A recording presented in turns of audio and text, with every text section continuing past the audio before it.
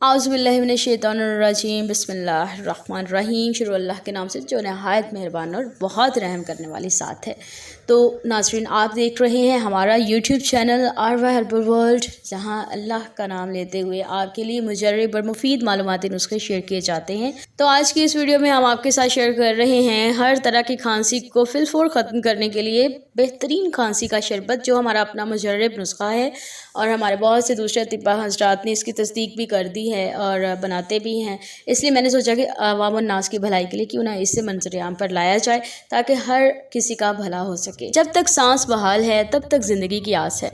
तो ये शरबत फेफड़ों, निज़ाम तनफ़ुस से जुड़े तमाम तर अवारिज़ात को ख़त्म करता है। तो वीडियो को स्किप किए बगैर एंड तक ज़रूर देखिएगा। तमाम तर इंग्रेडिएंट्स उनके नामों और अफादिद के साथ आपकी खिदमत में पेश किए जाने वाले हैं, तो हमारे साथ रखिए। तो पहला इंग्रेडिएंट नोट कीजिए, जिसका नाम है उस्तुख़ुदूस। ये फ़ारसी ज़ुबान का लफ्ज़ है, इसका उर्दू मायने है दिमाग का झाड़ू। उस्तुख़ुदूस का काम असाबी कमज़ोरियों को काबू करना है, जैसे कि डिप्रेशन और नींद का ना आना, बलगम की ज़्यादती, बलगम का सीने पे जम जाना, फेफड़ों में सांस की तंगी होना और कान नाक गला के अमराज बढ़ते चले जाना। धूल मिट्टी से पाक करने के लिए तकरीबन 20 ग्राम उस्तुख़ुदूस को मैंने अच्छे से धो लिया है और इसे 5 लीटर पानी में डाल देते हैं।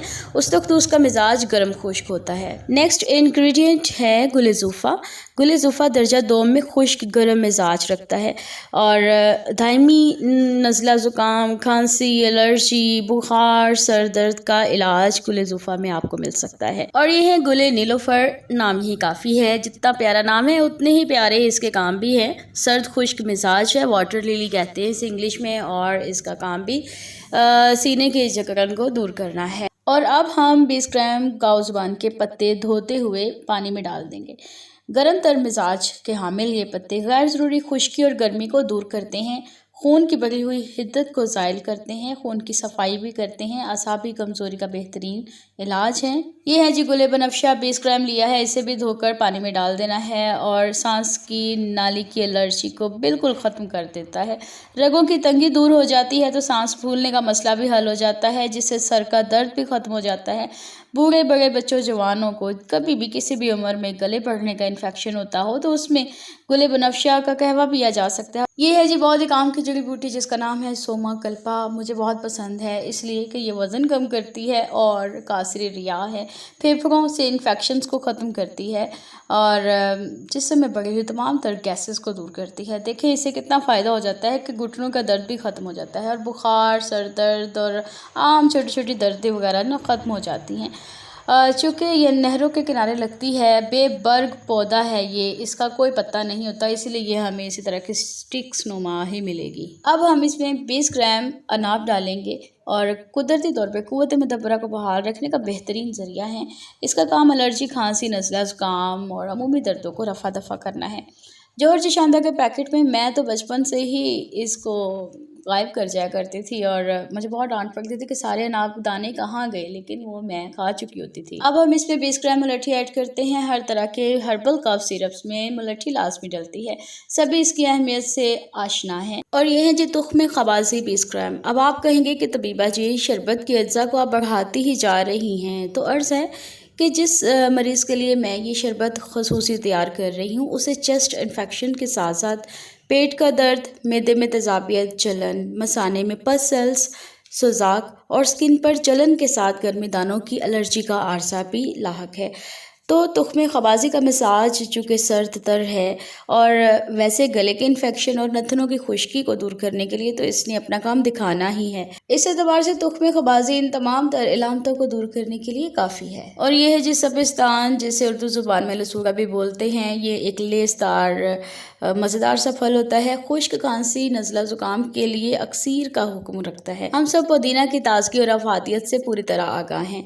मैं शरबत की खुशबू और टेस्ट बढ़ाने के लिए 1 गड्डी पुदीना इसमें ऐड कर रही हूँ। बदलता मौसम जाते जाते हमेशा इंसान को नज़ला ज़ुकाम और छींकों का तोहफ़ा दे के ही जाता है, लिहाजा मैं 10 से 12 अदद अमलतास की टिक्कियाँ अपनी शरबत में इसलिए ऐड करने वाली हूँ ताकि हर बदलते मौसम की जो खांसी, नज़ला ज़ुकाम है उससे बचा जा सके, क्योंकि इसमें इतनी ताकत है कि ये मौसमी तब्दीलियों को कंट्रोल करती है और इसका जायका भी बहुत खुशगवार होता है। इन टिक्कियों को निकाल कर छोटे बच्चों को आम चूसने के लिए भी दी जा सकती है, मतलब गोलियाँ, टाफ़ियाँ, कैंडीज़ जो बच्चे खाते हैं उनका ये निमुल बदल है और फिर कुदरती चीज़ और है भी भी मीठी। इन तमाम अज्जा को अच्छे से हिलाने के बाद ढक्कन देकर ओवरनाइट छोड़ दें।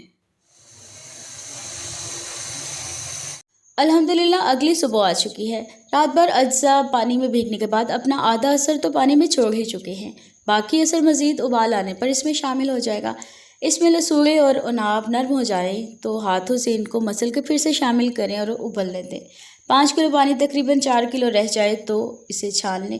फिर चने हुए पानी को दोबारा से किसी बर्तन में डाल दें और जो वेस्ट मटेरियल होगा उसे फेंक दें। चले जी, शरबत का तकरीबन ये आखिरी मरहला स्टार्ट हो चुका है। अब हम इसे पकाते जाएंगे और इसके ऊपर मैल आती जाएगी। इस मैल को चम्मच की मदद से उतारते जाएं और इस मैल को सारी अच्छे तरीके से सतह पर लाकर उतारने के लिए ज़रूरी है कि आप इसमें थोड़ी सी टाटरी ऐड कर दें ताकि मैल की जो तह है वो अच्छे से जम के ऊपर आए और हमारा शरबत बिल्कुल साफ़ शफाफ बने। और चूँकि मैंने धो के तमाम अज्जा डाले हैं तो मैल को जैल का आधे से ज़्यादा शायबा तो वैसे ही ख़त्म हो चुका। और इसमें तकरीबन 3 किलो चीनी डाल के इसे पकाते जाएंगे और शरबत अपने मुकम्मल कवाम की शक्ल में जब तक ना आ जाए तब तक आपको इसे पकाना होगा। जब आपका शरबत तैयार हो जाए तो इसे साफ़ सुथरी शीशे की बोतलों में भर लें। ये शरबत बच्चे, बूढ़े, बड़े, जवान सभी अपनी उम्र के एतबार से ½ टीस्पून, 1 टीस्पून, 1 टेबलस्पून तक पी सकते हैं। चलिए जी, अब तो आपकी तरफ से वीडियो को लाइक करना और चैनल को सब्सक्राइब करना बनता है क्योंकि बहुत अच्छी और डिटेल्ड वीडियो मैंने आपके सामने रखी है। अपनी दुआ में हमेशा याद रखा करें। मिलूंगे अपने नेक्स्ट वीडियो में, तब तक के लिए इजाज़त दीजिए। अल्लाह हाफिज़।